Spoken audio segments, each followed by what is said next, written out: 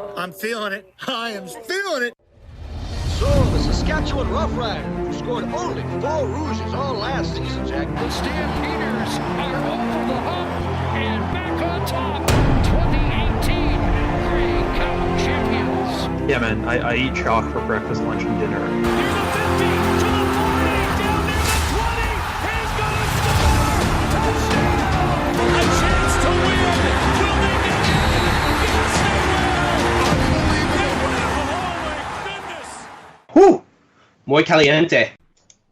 All right, we are live with the 12th episode of the Red, White, and the Rouge podcast. My name is John. You guys can find me on Twitter at JohnHewish_. You can find my co-host Rob on Twitter at RobMcSports, and you can find this podcast on SoundCloud, Google Play Store, iTunes, and YouTube. So, YouTube. Yeah. If you're not listening on your preferred platform, then go ahead and swap on over there right now. It is Tuesday, which means we're talking CFL, even though the slate starts on Friday this week. But yeah, how's it going, Rob? I'm good. Had a good week. Doing some work. Things are good. How about you? I'm good. You know, just that awkward stage between semesters right now where I have like 3 weeks where I don't really have anything to do, but I also feel like I shouldn't be doing nothing. So it's a weird time, but thankfully, summer school, try hard. That's what you get. I know. I deserve this. I deserve every bit of this boredom. You do. Thankfully, I have the CFL to keep me entertained. So I guess without further ado, you wanted to talk about something actually before we get into the rewind for last week. So I'll let you jump into that. Cool. So I have a little issue with how CFL teams are using their quarterbacks this year, and I have deemed it the plight of the running QB, in brackets, in 2019. All one headline. The CFL has been a league that really has embraced the running QB for generations, basically forever. You can look back at guys like Doug Flutie, who had amazing NFL careers. You can look at guys like KC Printers, who at least made it to the NFL. They tried to embrace running quarterback Johnny Manziel. This is a league where running quarterbacks normally work. It's the longer field, the shorter O-line, so you can see over them, more play action. There's many reasons for it. Even if you look at recent comparables, guys like Henry Burris, who is now on the panel for TSN, he had around 5,000 rushing yards in his career, which averages out to a little over 400 a year. You look at other good recent quarterbacks like Darian Durant, who in an 11-year career had 3,500 rushing yards, and in one season had a high of around 600. Then you look at other guys like Travis Lulay, who unfortunately his career was kind of shortened due to injury, but before he got hurt, he was running for over 400, around 400 to 500 yards a year. So these guys were considered elite when they were producing on the ground as well as through the air. I believe Travis Lulay won most outstanding player in that time. Darian Durant did the year that he had 600 yards, and I believe Henry Burris did in some of his top yardage years. But these guys are all most outstanding player winners. Now, you would think that as this has worked for generations, that the league would be continuing to do this. However, I think in certain teams around the league, and I'm specifically going to single out Ottawa and BC here, they are telling their quarterbacks not to run the ball. And that not only affects us from a fantasy perspective, where guys are getting less yards, but as well, it affects the team in general and makes defenses, or helps defenses, get more sacks. So here's an example for you. The BC Lions have allowed the most sacks in the league this year. I don't even know the number at this point. I think it's 400, something like that. But last year, if you look at Mike Riley's rushing yards, he had 595 rushing yards. That is a significant amount for a quarterback and a very significant amount for a guy known for his passing.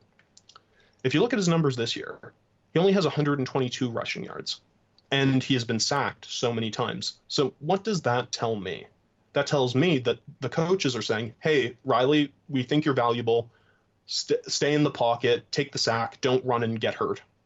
And I can respect that, but I think for a guy like Riley, who is now leading a 1-8 team, or is it 1-9 now? I've lost count. that maybe him using some of the things that made him a successful quarterback and kind of neutering him and forcing him to stay in the pocket, that might not help the team in general. Now, as another example, you look at Dominique Davis. In week 1, he had 43 rushing yards and a 22-yard single rush for significant yardage, and he had the most rushing attempts of the season. Soon into the year, Dominique Davis got hurt. And since then, he has only put up a total of 67 rushing yards? Something like no, 57 rushing yards. So after week 1, he put up 43, 57 since then. And yes, I know he was hurt and didn't start a ton of games. You can tell that they are telling him to stay in the pocket and not rush the ball. And if you watch Dominique Davis play, he makes, and I brought this up last week, he makes all these play action plays where he rolls out and all that kind of stuff. And then he kind of saunters out there and makes a bad pass. He got pulled last week, largely because he can't complete those passes. For a guy like Davis, when you tell him to stay in the pocket, you're taking away a huge amount of the threat that he shows a defense. He's not an amazing passer like Riley. He doesn't have a really hard throw like someone like Dane Evans, for example, who is a good in-the-pocket quarterback. So he needs to have that dual threat. Now, so those are the guys who have disappointed so far this year, okay? So if you look at this year's breakout quarterbacking stars, Cody Fajardo, yes, I admit it, and Vernon Adams Jr. These two guys have put up a total of 200, sorry, not between the two of them, but Fajardo has put up 275 rushing yards, and Vernon Adams has put up 262 rushing yards so far this year, both of which are double what Riley's put up and almost triple what Davis has put up. The running quarterback in the CFL works. Teams who try to neuter these guys and keep them in the pocket and turn them into pocket passers in a league that isn't meant for that style are not only hurting their team, they're going to lead to their quarterbacks getting hurt. They're going to get sacked. They're going to throw interceptions. Bad things are going to happen. Look at Fajardo. Look at Vernon Adams. They are the template of what a CFL quarterback should be doing. They should be a threat on the ground and through the air. And I'm disappointed to see CFL offenses keep using their quarterbacks in this way. It's really disappointing, and I think it makes the game less exciting. Anyway, that's my small rant on it. It'll be interesting to see how things continue throughout the year. Do you think there's any correlation between the record and the fact that teams aren't letting their quarterbacks run? Yes, I think they become less effective. I just think that's the straight up of it. These quarterbacks are not as effective when they're forced to stay in the pocket in order to avoid injury. Fajardo and Vernon Adams have both had games where they finished the game like all hobbled and hurt. Vernon Adams played most of last week on basically a rolled ankle, and he still played great and was still running the ball because he has the option to run. It really bothers me, and I've said this many times throughout the year, and it's kind of surprising to me that these teams that aren't playing well aren't doing everything they can to get their offense going, especially Ottawa, whose offense is putrid. I mean, my counter argument to that would be that Mike Riley doesn't have the chance to get out of the pocket. He doesn't have enough protection. He's 34 years old. I mean, he was due to regress at some point, especially with his mobility. And the guys that you're comparing them to are Hall of Famers. Is anybody that's in the CFL right now that's a quarterback a Hall of Famer in your opinion? Mike Riley will be a Hall of Famer. But other than him?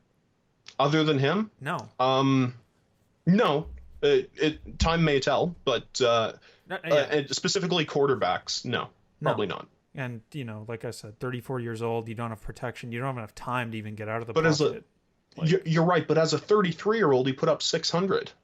With a better offensive line and a competent offense. I guess. I mean, it's like... You would think if the O-line is collapsing around him, that would give him more opportunities to run the ball. Yeah. I don't know. Some of these guys regress like super quick at a certain age. It's like, ski slope, right? That definitely plays a role. And when I looked at guys like Darian Durant, Henry Burris, and Travis Lulay's numbers, they did regress, but they didn't regress this to this much of an extreme. might hurt his case as a Hall of Fame quarterback, but yeah. You're absolutely right. We'll see how the rest of the year plays out. So, with that said, let's jump into the Week 10 rewind. I told you, what did I tell you? Didn't I tell you? 'Cause I told you. Mm-hmm. This might be the short. Honestly, I don't want to. The only thing I want to mention from last week is that I'm really impressed with Montreal's comeback. I mean, that was probably game of the year, and that's not going out on a limb to say that. Well, it went to overtime, yeah. Yeah, no, and just the way they tied it at the end of the game too, recovering the onside kick after the touchdown was really impressive. I was happy with that, but other than that, I honestly I don't really want to talk about last week. It was just I didn't watch any of the other games. I watched some of Toronto Toronto getting decimated by Edmonton. But otherwise, I feel like I didn't miss much aside from, obviously that game, which I went back to get pieces of. But yeah, like, Christ, it's bad. You watched the Red Blacks. You missed the Red Blacks getting crushed. You missed the Lions getting crushed. And, the Montreal game was basically the only game of the week that was particularly entertaining. What I will say is Lewis Ward missing a 31-yard field goal after 69 consecutive. That is a legendary move right there. You don't just make 69 in a row and then miss a 31-yarder. I have to believe that was partially. It was a very nice. That was a very nice miss, I gotta say. Exactly. Yeah. That was funny, but fuck yeah, no. Last week I have nothing good to say about almost anybody outside of that Calgary game. So honestly, we can skip right to the game-by-game breakdown for this week, which starts with Winnipeg at Edmonton. Edmonton are 6.5-point favorites, and the total in this one is just 46.5. Are we playing Chris Streveler his first week as a starter this season? I will be, and it's not just because I'm a big Chris Streveler fan, but I just think that his ability to, once again, to run the ball is something that I don't know if the Edmonton defensive line, which has been very good, is ready for. Mm-hmm. Especially with Andrew Harris being a nice screen and kind of hitch play threat. They're going to have a lot of trouble shutting down the Winnipeg in the short yardage plays. And I think that's going to be really important because where Edmonton is strong is their D-line, but Winnipeg will be able to screw with them a little bit. Yeah, I'm fading this Winnipeg offense outright. Not because I think that Edmonton's D is that good. They're good. But I don't know. They're very good. I don't know if Chris Streveler is going to use Andrew Harris the same way that Matt Nichols did. And I'm not willing to pay $10,600 to find out. He didn't catch a pass last week, and part of that I have to believe is because that Chris Streveler was in for a handful of snaps. So it was only a handful of snaps. I think that there will be. I actually think almost the opposite. I think that Chris Streveler being in might actually be good for Andrew Harris in the sense that he might get more touches. Mm-hmm. Well, we will find out. Yeah, we will see. As for what do you think about Trevor Harris? Oh, sorry, yeah. 10,800 is a lot. I mean, yep. Yeah, no, I mean, I just think there's better options for cheaper. I mean, if you can fit him in, I'm not going to say don't play him, but like my favorite pieces of this Edmonton offense are Tavares Daniels, who caught just 5 passes last week for 151 yards. That may not seem sustainable, but he was targeted 12 times. Christian Jones. Christian Jones. He almost caught a touchdown. He did. I like Christian Jones just because he really is their kind of go-to kick returner right now, and inexpensive. He's, and he could definitely return one. It's not with the number of kick return touchdowns happening in the CFL this year. Like these value plays can really pay off. Mm-hmm. Yeah, for sure. And then with Chet Cooper kind of out of the picture, he's like they're getting him involved in the offense. Like I said, yes. he honestly should have caught the target that he got in the end zone, but. They'll likely give him a couple more chances on offense. With all that said, I do like the Bombers D here because they just keep scoring on defense, and it's not, that I think they're going to sack Trevor Harris or he's going to throw a bunch of picks. Their return game is just so good, and their ability to score on defense is so good that 5,000 is probably the lowest price we're going to see for this defense going forward for the rest of the season. Yeah, they've been really good in the last few weeks. I saw the Edmonton Twitter account doing like the retarded SpongeBob meme, making fun of people for saying that the Edmonton offense, or they need a new offensive coordinator, saying, "Oh, we're first in so many offensive categories." They're also first in failed third down conversion attempts because you get so triggered. But why? Like, I honestly, no, I agree with you. Like, it's stupid. What is the logic behind that? I need to know. It's like there is no logic.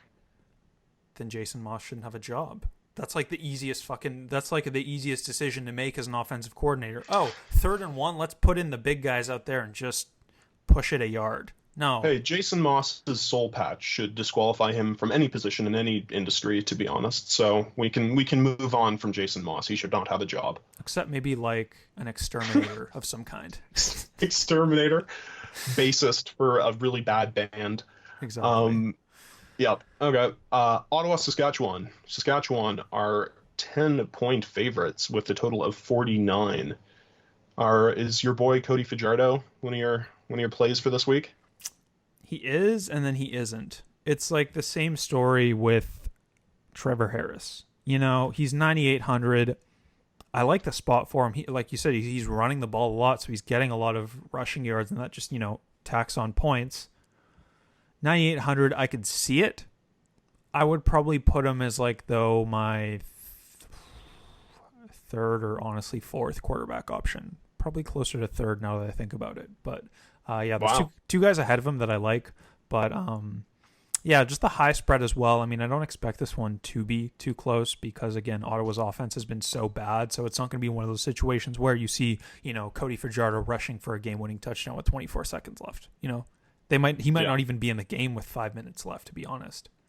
Wow. So you're predicting a rout here. Not so much that. I mean, whether he's in the game or not, I don't think he's going to be, putting up big points in the last 5 minutes like Vernon Adams Jr. was doing last week, right? I gotcha. So yeah. I wouldn't mind pairing him with Shaq Evans. Kyron Moore, I guess, would be my first option because he gets return yards, and Corey Watson if you're looking for salary relief. But otherwise, I don't want any part of this Ottawa offense. I will not be forced into playing Moses Madu Jr. I will not.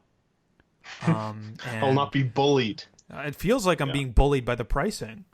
Yeah, it was same with. A really disappointing week for the Ottawa offense. It seemed like they were going into these games with a little bit of momentum, but just bad quarterbacking. The QBs can't make throws.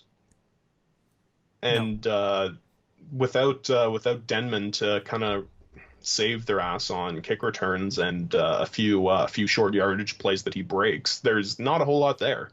Especially with Brad Sinopoli becoming a shell of his former self. It's sad.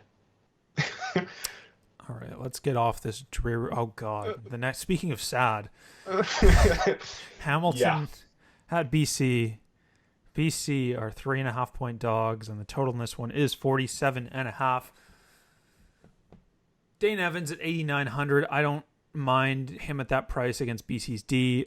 Mike Riley's 96. I'm like, that's a good price. He put up 5 points last week. He put up 4 points 2 weeks before that, and he put up 4 points 2 weeks before that.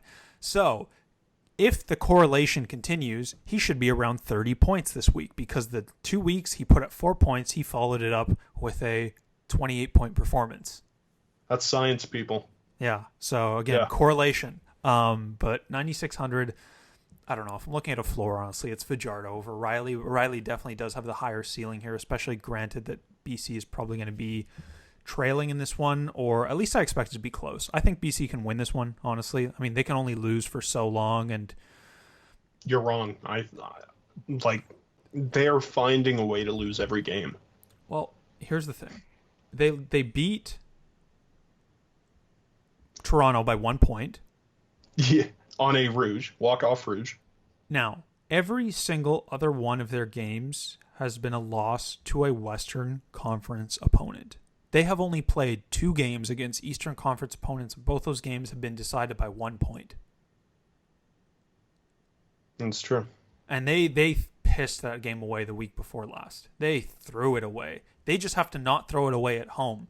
I don't think that's asking. If they did that 2 times in a row, I would be far more impressed than if they actually won. That's amazing It's how valid. you can do that and still call yourself a professional football team. So that's why I think that BC has a chance to win this. So with that said, no part of their offense though, right? Maybe Burnham. I like Burnham because Burnham's the one who is getting catches consistently. He seems to be the only target that Riley is willing to throw to, and even on weeks where Riley's getting 5 fucking points, Burnham is getting 15 or so. And he has a high ceiling if he catches touchdowns, and he does get a few long ball throws a game, and half the time to 75% of the time he catches them. Brandon Banks is 10-3. I'm fine to go back to him here. He caught 2 passes last week on 5 targets, and Dane Evans threw for 299 yards. Most of those went to Braylon Addison. Evans Who had a great week. He had a looked solid great. week. Yeah, for sure. I think Banks bounces back here though against BC. It's a much easier matchup, and he seems to do well against the Lions. It's like he definitely hates them. I hate that them. whole I hate them at this point. They're fucking ruining my year. Honestly. But no, he'll bounce back. Maybe Cameron Marshall too. Actually, I don't mind him against BC again. It's just like a price thing. Like I don't want to play Moses Madu. If John Crockett was playing, I'd play him over Marshall. But 59 is like, again, 55 though for the Hamilton D. They're gonna sack Riley. What is it? No, yeah. Minimum 5. I'll say 5 is I'll set 5 at the over under, and I think it'd be fair to go 50-50. I'm wondering. I'm wondering if they brought in like a NFL O-line, if they could still do anything at this point. The O-line is just so cursed and terrible that. Anyway, I don't even want to talk about the Lions. It's sad. It's truly sad. One of my teachers was giving away tickets to this game because they were going to be out of town, and I'm going to be out of town on Saturday too. And I was like, do I even want to try to win these? Like, No. She must be just trying to give these away at this point. Like, you got to find people who want to take Lions tickets at this point. It's not something you can just kind of hold up and people are going to come running and get it. Like, you have to seek out poor, unfortunate souls who, have maybe really never nothing seen, better to do. Honestly, they don't know what football and quite looks frankly, yeah, it's all the Irish kids in Vancouver. You get tickets that aren't cheap, so you can go spend $16 on a single beer. I don't think so. No. I don't think so. It's if they're going to be this bad, they either need to lower ticket prices or lower concession prices, because it's impossible to watch this team without being drunk. Facts only. Yeah. All right, a much more watchable team is the Montreal Alouettes, who are at home facing the Argonauts this week. The Alouettes are 6-point favorites, and the total in this one is 55, which is far and away the highest on the slate. So with the total so high, naturally, I like Vernon Adams Jr. because he runs the ball, he throws it well, and he's 10,400. So you get that 400 discount from Trevor Harris. Spoiler: he's a good quarterback. Yeah, shocker. Yeah. Bethel Thompson too. I don't mind him at 91. Again, he played well against Edmonton last week. We were on him. I mean, he had that one horrific game against them, but otherwise he's like consistently putting up 20 points a week because he has to throw for 60 minutes a game. Yeah, and I've said this for a while. He's not a bad quarterback. His floor is obviously low.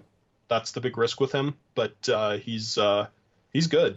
If he was on most other teams and was starting, he'd be a reasonable quarterback. It's just he's surrounded by garbage. Speaking of garbage, James Wilder Jr. is only 7,200. I don't know what Toronto's going to do. They had him listed as the running back too, and they did the same thing that Edmonton did with Tavares Daniels when he was coming back off an injury. I think they just listed him as the running back 2 and then made him a healthy scratch. And then Chris Rainey got carries, which was fun to watch. But he should be back this week. He was practicing today and yesterday, so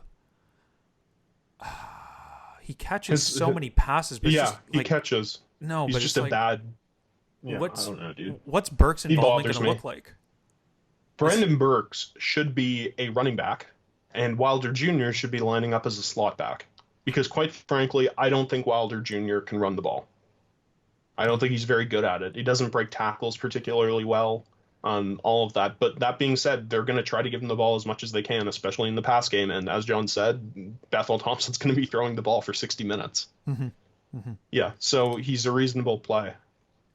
Other guys I like on the Toronto side of the ball are Monty Edwards at 71. He's kind of like Mm-hmm. consistent in that range. You're not going to find many better options for a floor. And Rodney Smith. Yeah, he's a good one. I saw He's him good. earlier. Yeah. Yeah, he's pretty good. He's only 4,400 too. I like that. Yep. Low floor, I would say, and probably a limited upside, but a very safe, reasonable play. I'm sure he'll get a few catches. On the Montreal side of the ball, if William Stanback's still out, then it's Jeremiah Johnson at 6,700 against the worst run defense in the CFL. I'll have no reservations playing JJ at 67. Geno Lewis is 69. That's aggressive, but he did get a lot of targets last week. And DeVere Posey is only 6,100. Man, that's the one, right? That's the ticket. That's hot. Yeah, no, DeVere Posey, as we know, is I would say an elite CFL receiver, and back from injury last week, he got 10 catches. Is that right? 10 catches? Yeah. That's nuts. That's a lot of receptions, and I was worried that as Pipkin is not starting, that there might be some kind of transition time for Verdon Adams to kind of throw to him a bit more. But it's not the case, and he's taking catches away from Quan Bray. So Quan Bray's definitely someone I would not take this week. Yeah, well, Vernon Adams Jr. has something called a brain, so we can obviously see that DeVere Posey is his best receiver. Antonio Pipkin, uncomfortable with the concept of thinking that far ahead. Ouch. Isn't that why they took? Was that why they took him out again against Saskatchewan? He was uncomfortable. Yeah, I don't know, and uncomfortable being a quarterback because he's not very good. Rough. Anyway, should we get to our final 2 segments of the day? 3 segments? 3, yes. 3, that's right. Sorry. All right, let's I start. only do this every week, so. Jules, McPicks, let's get this week started with the... All right, guys, at quarterback this week, I am rocking Vaj himself. Running back 1, I got Wilder Jr. Don't know how much I love that, to be honest, but I mean, again, it's the pass catches. It's the pass catches that make him appealing to me. Wide receiver 1, I have Brandon Banks. Wide receiver 2 is DeVere Posey. My flex is Cameron Marshall. My other flex is Christian Jones. And my defense and special teams is the Tiger Cats. Now, here's the thing. Christian Jones, you could upgrade him to Rodney Smith. That gets you even more exposure to a game with a total of 55. 55. Look at the other totals. I mean, it still seems like one of those is wrong, but then, Vegas is rarely that wrong. It's true. If Jeremiah Johnson plays, I will be pivoting the Tiger Cats defense down to the Bombers D, and I will be moving Marshall up to Jeremiah Johnson. That'll be the move I make if William Stanback sits. So, what about the McPicks? All right, so for me, I have Chris Trebler, just because I think he is much more versatile and has much higher upside than Matt Nichols. I've got Andrew Harris as my first running back because I think he'll be kind of Strebler's safety valve all game. For my first receiver, I have Posey, and for my second, I have Brian Burnham because once again, I think he consistently gets catches. Now, the flex is where it gets tricky. So I have Wilder Jr. in right now. If Stanback isn't playing and it's Jeremiah Johnson, I'd rather play Jeremiah Johnson than Wilder Jr. So Wilder is in right now, but that's only because I have a weird feeling Stanback might play. If I am told that Stanback is not playing, I will not be playing Wilder. I'm playing Jeremiah Johnson. Okay? For my flex, I also have Christian Jones, and I also have the Hamilton defense because they'll probably get 300 or 400 sacks this week. All right, Rob, give us your best Bob Barker. All right, now we go to The Price is Right.